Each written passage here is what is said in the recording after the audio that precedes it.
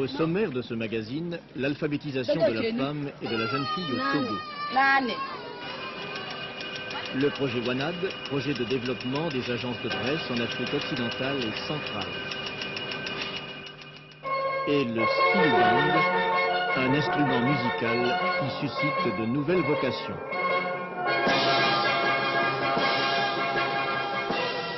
Le rôle de l'alphabétisation est multiple.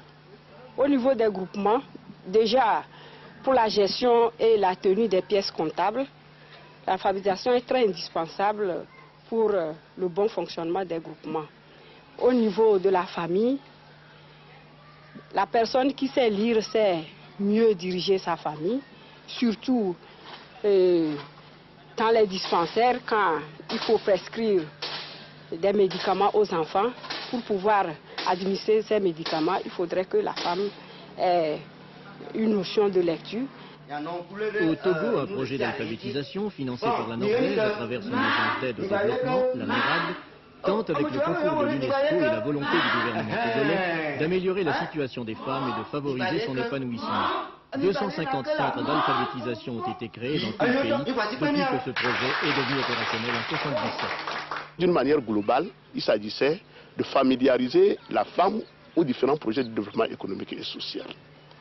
Mais d'une manière spécifique et d'une manière à court terme, il s'agissait d'implanter des centres d'alphabétisation dans lesquels les femmes pourraient avoir un complément de formation socio-économique, un complément de formation socio-professionnelle et ensuite une initiation à l'utilisation du code formel qu'est la lecture, l'écriture et le calcul.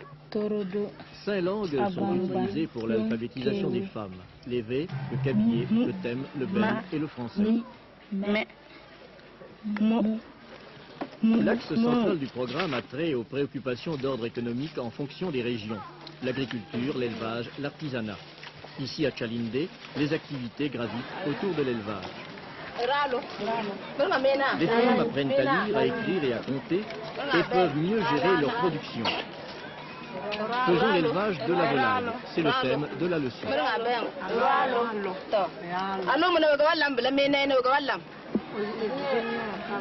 À Landa, dans la région de Kara, des séances de tissage réunissent des dizaines de femmes et de jeunes filles dans un atelier où elles s'initient aux rudiments du métier pour devenir très vite d'excellentes ouvrières de l'artisanat local.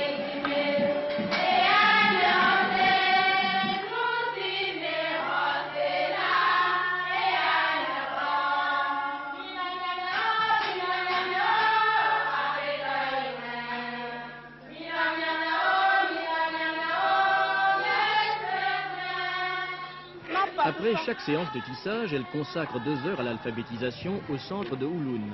La langue employée est le kabyé. La responsable du cours note avec satisfaction les progrès des apprenantes.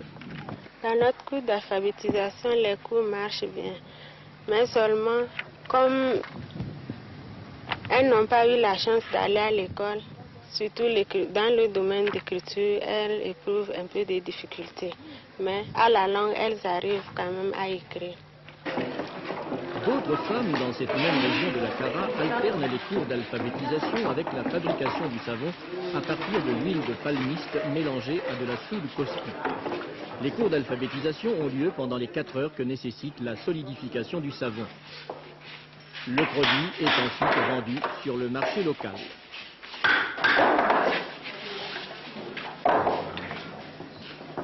À Gapé, toujours dans le cadre de l'alphabétisation fonctionnelle, les femmes produisent justement de l'huile de palmiste. Ne pas confondre avec l'huile de palme que l'on obtient à partir de la pulpe rougeâtre du fruit du palmier. L'huile de palmiste provient de l'amande qui est à l'intérieur du fruit. À l'Ekbasito, des cours de calcul sont organisés en plein air. Des cours qui confirment que les centres d'alphabétisation sont non seulement des unités de production intellectuelle, mais aussi des unités de production économique susceptibles d'apporter aux apprenantes des gains immédiats en vue de l'amélioration de leurs conditions d'existence. Pour la vente du savon, elles savent calculer et elles écrivent aussi. Elles ont amélioré leurs bénéfices. Par exemple, en 85, elles ont aussi 2000 chacune. Et en 86, il y a des gens qui ont 7000, 8000 et ça dépend.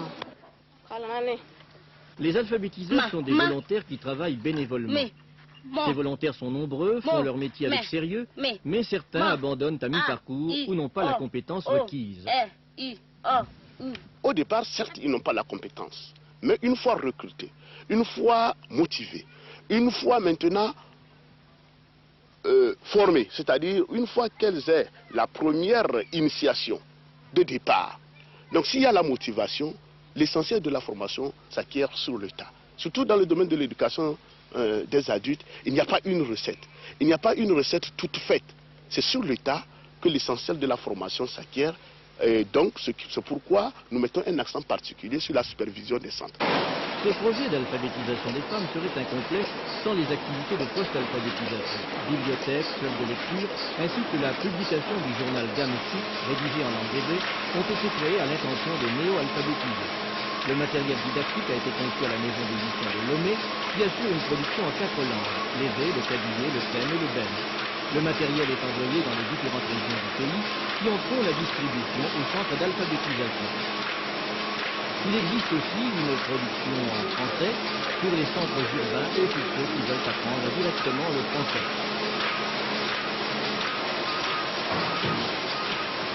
Pour réussir la décentralisation, des unités de production ont été créées à Kralimé, Sokodé, Bapaon et ici à Kara. L'essentiel du matériel didactique d'enseignement et du matériel didactique à caractère promotionnel est conçu dans cette imprimerie et distribué au niveau des villages. Toutes ces activités autour de l'alphabétisation et pour l'éradication de l'analphabétisme mobilisent les femmes togolaises, sensibles également aux soins et conseils sanitaires et médicaux, comme c'est le cas au dispensaire pré- et postnatal de Kara.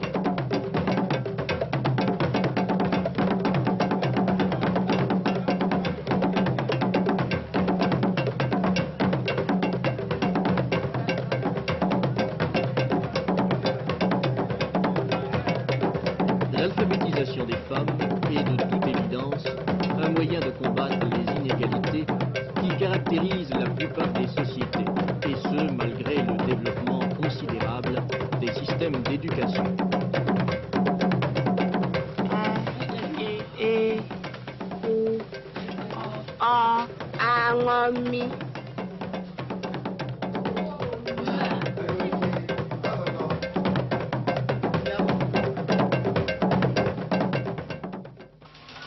À ce jour, 13 pays sont concernés par le projet WANAD, le projet de développement d'agences de presse en Afrique occidentale et centrale, lancé en 1982 et dont le siège est à Cotonou. Il s'agit, au niveau de chacune de ces agences, de les doter d'équipements capables de renforcer leurs moyens de télécommunication et ensuite de former le personnel, techniciens, journalistes, gestionnaires, documentalistes, capables de mener à bien le développement de ces agences et enfin d'aider à restructurer et à régler les problèmes de management au niveau de ces agences. Ce projet est financé par la République fédérale d'Allemagne pour un montant de 4 millions de dollars au titre d'un accord de fonds en dépôt avec l'UNESCO qui coordonne ce projet. Ici, à l'agence Bénin Presse, on reçoit les dépêches de l'AFP, l'agence France Presse, de l'agence soviétique TASS et de la PANA, agence panafricaine d'information. Ces dépêches sont envoyées à la rédaction où elles sont traitées et reviennent à la télétypique pour être ensuite distribuées aux abonnés, la présidence, les affaires étrangères, la radio, la télévision, la presse écrite.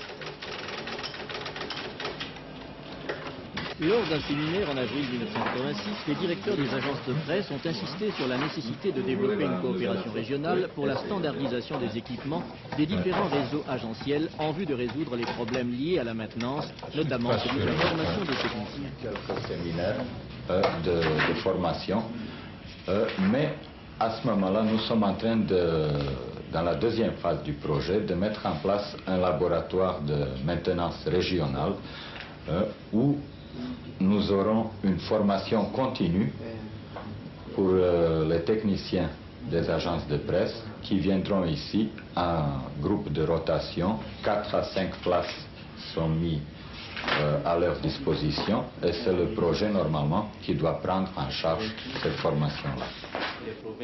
Pour les journalistes, à la place d'une formation généraliste, on leur apprend à traiter l'information portant sur des spécialisations, l'économie, la santé, le développement rural, les relations internationales. Nous retrouvons un autre type qui est un peu plus évolué, en termes de structuration qui est constitué par la mise en place de bureaux régionaux où les journalistes travaillent en binôme. Bref, élever le niveau du journalisme à travers la formation. On accuse souvent les journalistes africains d'être les porte-parole des officiels et de faire preuve d'un manque d'objectivité. Le rédacteur en chef de l'agence Bénin Presse s'en défend. Or, nous trouvons que nous sommes objectifs puisque nous présentons les faits tels qu'ils sont.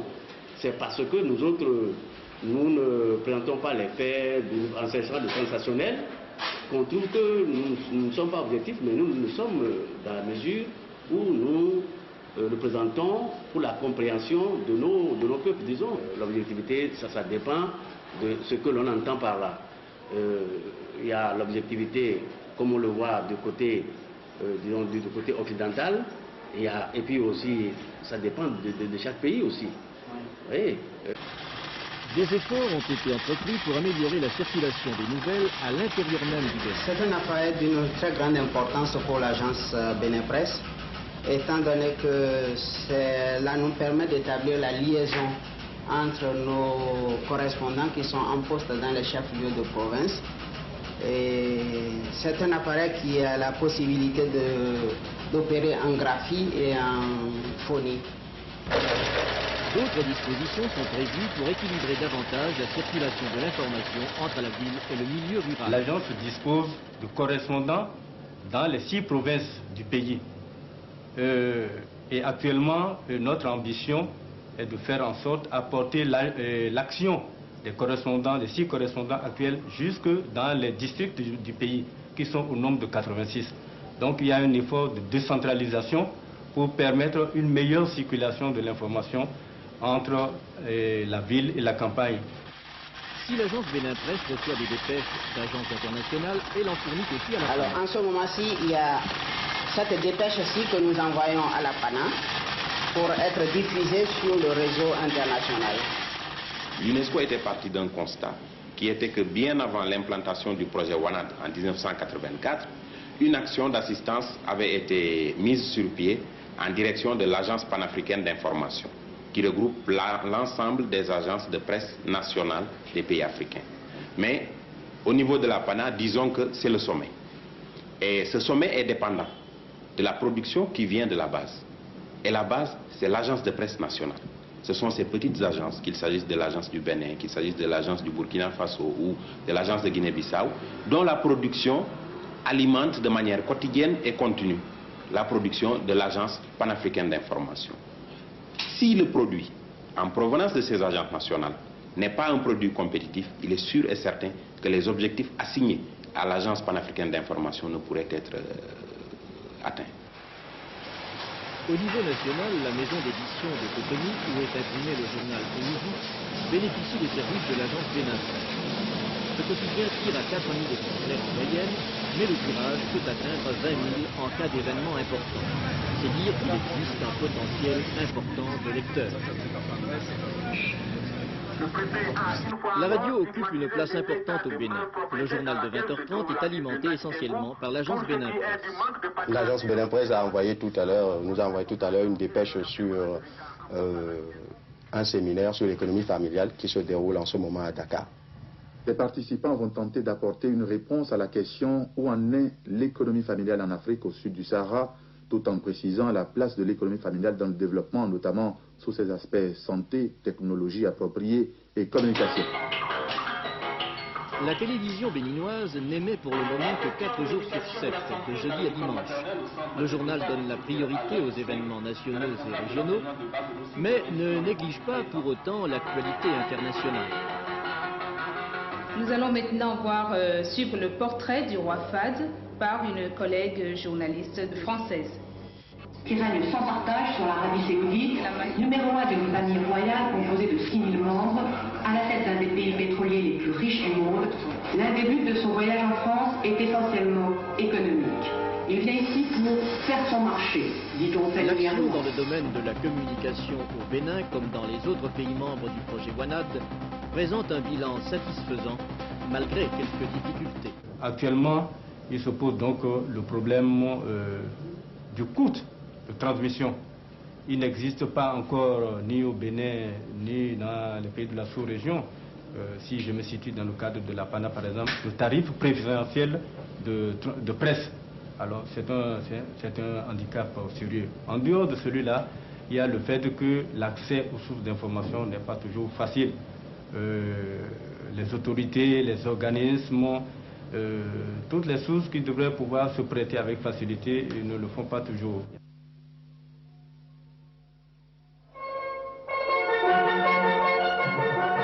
Le steel band est considéré comme le seul instrument de musique qui ait été inventé au cours de ce siècle. Il prend sa source aux Caraïbes. À Trinidad seulement, il existe quelques 40 000 joueurs de steel band.